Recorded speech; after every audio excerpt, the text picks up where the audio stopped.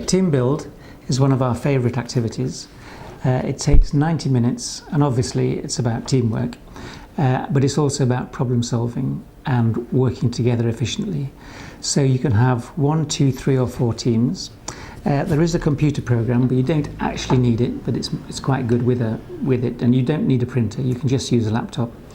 Each team gets a team brief that tells them what their role is and what they have to do. And essentially, in the part 1 of the exercise, they've got 16 task sheets, and each sheet has a problem or a puzzle on it. And in the top right-hand corner, there's a score.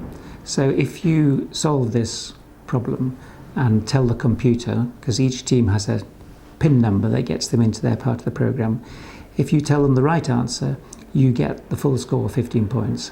If you get it wrong, then the next time you go with an answer, this number reduces to 12 and so on. So if you have 6 wrong answers, you're down to 0.